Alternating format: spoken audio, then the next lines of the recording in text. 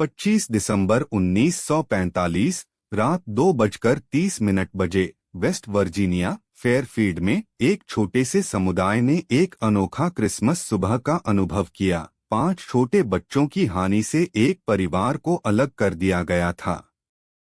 आग ने सोड्डर निवास को जला दिया, जिससे भयभीत चीखें रात के हवा में गूंज गईं। सोड्डर निवास की आग अभी भी कई दशकों से एक रहस्य बनी हुई है।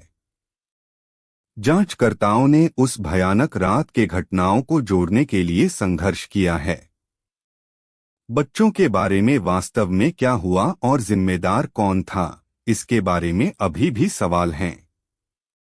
आग ने घर को जला दिया, लकड़ी के बीमों को चाटते हुए अपने रास्ते में सब कुछ जला दिया और आसपास के भूभाग पर एक भयानक प्रकाश डाला।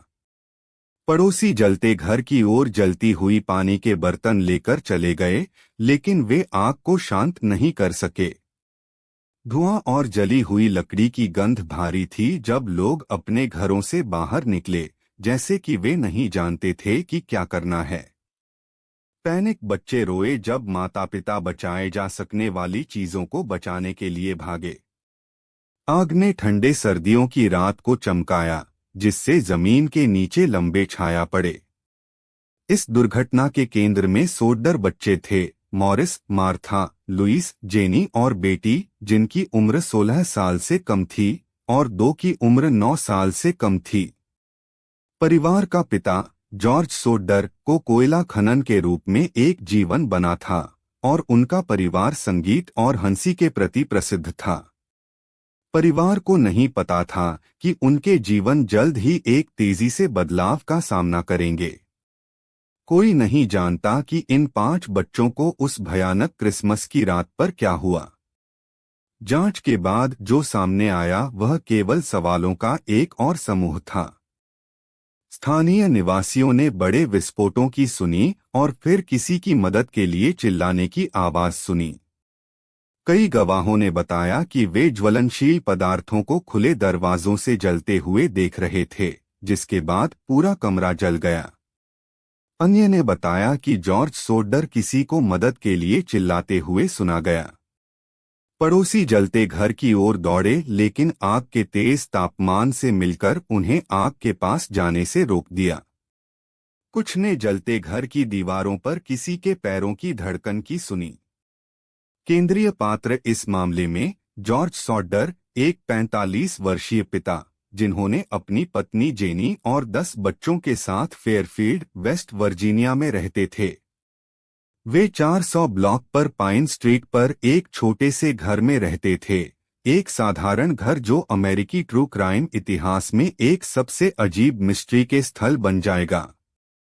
जॉर्ज एक कोयला खनिक के पेशेवर थे और उनकी पत्नी जेनी घर का प्रबंधन करती थीं और उनके 10 बच्चों को पाल रही थी। वित्तीय संघर्षों के बावजूद सोड्डर परिवार अपने करीबी और प्यार भरे स्वभाव के लिए जाने जाते थे। यह उन्हें समुदाय की आंखों में एक पसंदीदा और संबंधित परिवार बनाता था।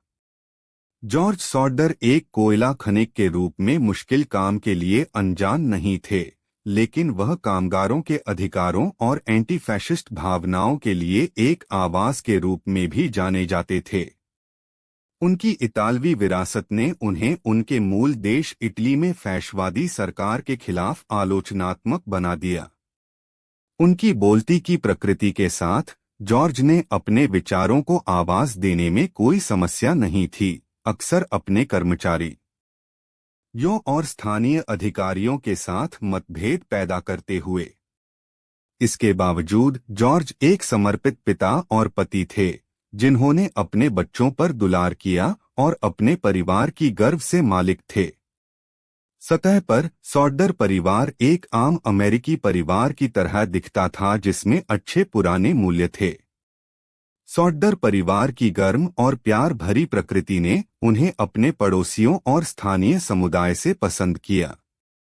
हालांकि उनकी बोलती की प्रकृति और जॉर्ज के मजबूत विचारों ने उन्हें शहर में एक विभाजनकारी पात्र बना दिया। इसके परिणामस्वरूप